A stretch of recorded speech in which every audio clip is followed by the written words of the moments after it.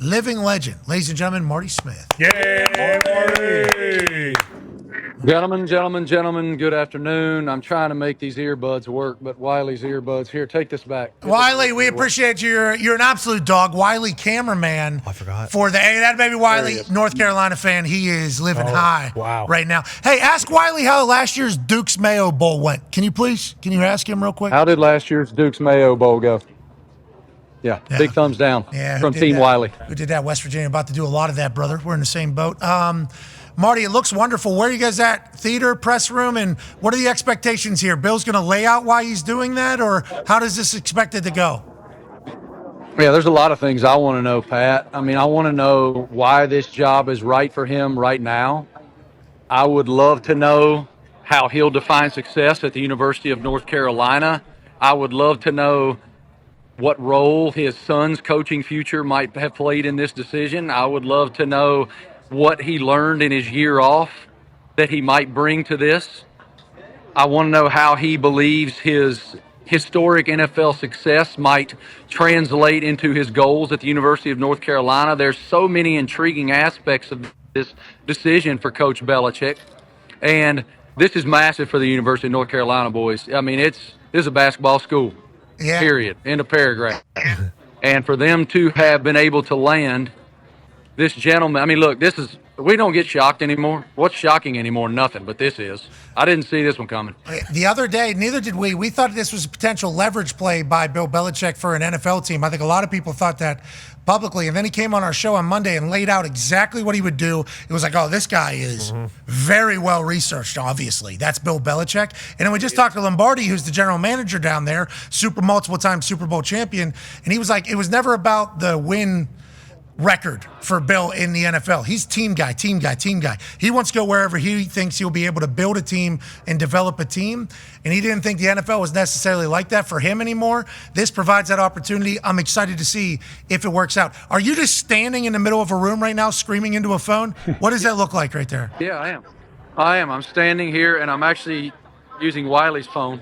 I don't know if I can turn this around. I'll just do this. Come here, look at this. Let me just show you guys around. Yeah, please do. Say hi to the McAfee Show. Hey, how are you? Good to see you guys. Congratulations. Congratulations. So here is Coach Belichick's spot where he will address the entire world. Keep that water. And then you have the North Carolina Chancellor, Lee Roberts, will be seated right here. I'm not a very good camera person. No, you're great. You're doing great. And then you have Athletics Director Bubba Cunningham right here. Okay. And then beside him, the legend, the great Steve Kirshner, who has been the sports information czar at the University of North Carolina since I was in diapers.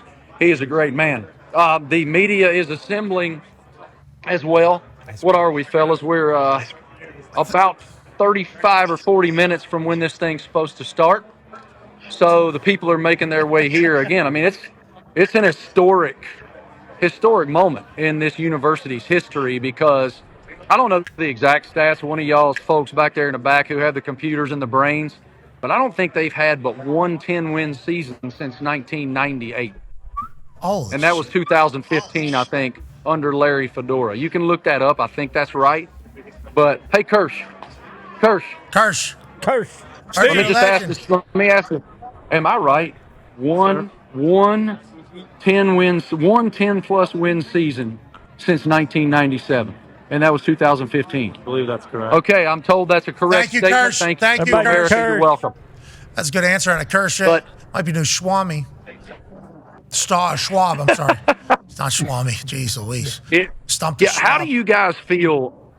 I'm so intrigued by the evolution part of this for Coach Belichick as a person and as a leader. Because if you look at the paradigm shift we've seen in college football, right? Like college football coaches, they grip and grin at donor events. They kiss babies and shake hands. They have so much media responsibility. There's just a lot of variables involved outside of the coaching sphere that the CEO of a college team has to manage. Yeah. And I'll be fascinated to see how Coach Belichick manages all that. And you may have spoken with him about this. Yeah, I was about to say, what if he doesn't? I don't know. The thing is, what if he doesn't? Like that's the thing. Like, what if he chooses not to? Like, what if What if some of these things you're talking about that are certainly very real for a lot of college coaches, and I think it scares me to death to even think about being a college football coach, because the amount of expectation and the amount of time that you have to spend working every room that you're in because you're constantly recruiting. I wonder if Bill Belichick is going in there and there's an expectation of like, nah, like we're going to get our guys in here, we're going to recruit our guys, and all the donor stuff, like we're going to win, you're going to want to give money to it. Aside from that, I got a general manager, Michael Lombardi.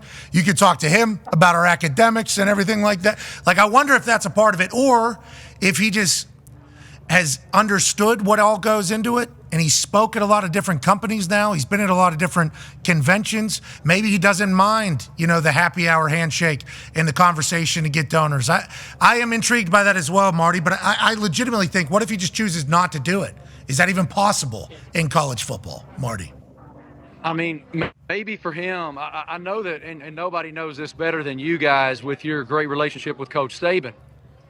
But it was very hard for Coach Saban to manage in his heart and in his prospectus roster management, when roster management meant lawless free agency. Because right now in college football, we have free agency that allows the players to leave anytime they so choose. And when you have a scenario where you want to develop players and prepare them for the next level, and they want to know how much money they're going to make, that's hard on the heart of an old, grizzled, old school, hand in the dirt, hit you in the mouth college football coach, or for pro football coach in this case. So there's just a lot of things I wonder. Obviously, he's a genius. When he gets on the grass, there's no doubt they're going to be competitive in my mind.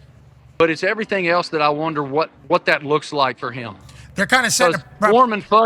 Warm and fuzzy ain't been his brand, Patty. Well, except for at this ring ceremonies, obviously, and who knows if this is even a positive one with Kraft there. Who knows? Looking back on it all now, none of us know anything. But I do wonder how it's going to go. They're kind of setting a precedent in how future teams can operate. We got a head coach, we got a GM. I think he said there's going to be a director of player personnel. Obviously, all the coaching staff and consultants. He said there's no limit to who can consult on your team now. This might set a precedent for how future businesses at the college football level run. I'm very eager to watch it all go. Go ahead, AJ. Marty, what's the vibe in there from all the local media? Are they a bit anxious, waiting to see what Bill Belichick they may get, and how responsive he might be to their questions? There's definitely a great energy in here. There's people filing in now, AJ, and the room's starting to fill up. Basically, where we are, we're in a kind of like I think what it would be is a hospitality kind of suite of overlooking Kenan Stadium, and so it's way, y'all can't see that far, but those windows back there is the football stadium. Nice. And so that's where we are. People are starting to make their way in, and yeah, I mean, obviously there's tremendous optimism, and I don't know, I don't remember a time other than in a basketball context where I live in this state. I live right down the road in Charlotte. I've lived here more than half my life. I know what all of this means to the Tar Heels that are my neighbors and all around us. They've always wanted to be relevant in football, and they've been all right every now and then. I mean, Mac Brown had them humming back in his first tenure, but they've just basically been kind of there. And now this seems like it might be an opportunity for them to make a big jump. Look, in today's iteration of college football, we have revenue sharing coming next season. We have free agency. We have all of this kind of pro model infiltration of collegiate athletics. And then you look at what, for example, Kenny Dillingham did at Arizona State. They were picked dead last. Nobody thought they would be competitive, and they won their league, and they're in the college football playoff. So you can flip it. Yeah. If you have the right guys. He just has to make sure that he has the right players. Curt Cignetti at Indiana is the perfect. Correct. Because Indiana basketball school, long time, even though they haven't been in the Final Four since long time, like 20-some years or something like that. But they are a basketball school. Curt Cignetti didn't have a lot of resources, like for football at all. weight room, didn't have their own weight room, didn't have a lot of this stuff. Kurt Cignetti gets in there and obviously brings in his guys, flips the culture, was able to raise money. On that note, Ty has a question for you, Marty. Yeah, Marty, a report came out that said one of the stipulations or something in the contract was the NIL portion, and it was reported that North Carolina basically committed, like, hey, yep, you guys will have a $20 million NIL budget next year. How quickly did that come about? And also, like, you mentioned it, like, it's a basketball school, end of paragraph. Are people in, like, boosters and donors, like, do you think they're okay with this kind of shift in commitment towards, like, hey, we want the football team to also kind of take center stage while they're also competing for, a national championship in basketball this year? As far as the confirmation on the number, I have no idea. But I think that's one thing that we would like to dive into here in 30 minutes or so with the chancellor, with the athletic director, Bubba Cunningham, and Coach Belichick, because that's a massive shift. And football is king. I know that this is a basketball school, and that's what people in Tar Heel State love, and that's the pedigree, and that's the tradition, and that's the brand. But football, if you're good at football, it changes your entire athletic department paradigm. Oh, yeah. And that is a very important thing right now, at least in my opinion. And if they can get good in football too, and they're really, really good in both of those arenas, then I think that you change your math quite a bit. And so who knows about whether or not they have committed that. I saw that same report this morning. So I'm sure they won't be super forthcoming with us on it, but we'll see what we can find out. Okay, so to your point there, though, if your football team gets going, it's like I think there's 63,000 seats in the football stadium. It's like if you could fill that up and those prices can go crazy, that's obviously a massive addition to this revenue world that we're about to get into, the revenue sharing world, the merch that can go, and then also the showcase. Now, UNC basketball, obviously, whenever March comes around, the whole world sees it. But with how sick those unis are, with how sweet those unis look, if they're on if they're getting showcased, it's like money up, enrollment, everything up for every school. That's what football does. That's just reality of America. Indiana is currently experiencing it down in Bloomington. Now, let's talk about the future of UNC, shall we? And maybe you'll be able to find this out. Coach Pagano has a question for you, Marty. Hey, Marty, I know Coach has a ton to do once this press conference is over. Everybody's kind of anticipating and looking forward to see who he puts on his staff there. A lot of rumors, speculation that his son Steve will follow him there. And we don't believe on this program, I don't believe it, that part of the stipulation in him taking this job was that Steve would be the coach in waiting at some point. What do you know on that? I've heard the same things, Coach. What an honor to get to chat with you, brother. Huge fan. I tell you, that's a very intriguing piece of this for me as well. And in driving up here, I was thinking so much about what questions I would like to ask Coach. And the way I would ask it is, what role did your son's coaching future have in your decision? And that lets him share his truth. I don't know what his truth is there, if there is any, but it certainly is widely speculated. And I'm a dad. I mean, I can understand if it is true. Yeah. You'd pardon your son, Steve, Steve has a very good job right now, but I will say that if you're in a position where you can help your children, then you're certainly going to consider it. So I look forward to hearing what he has to say about that too, as we get moving here in a few minutes. Yeah, being a parent is a different animal. Yep.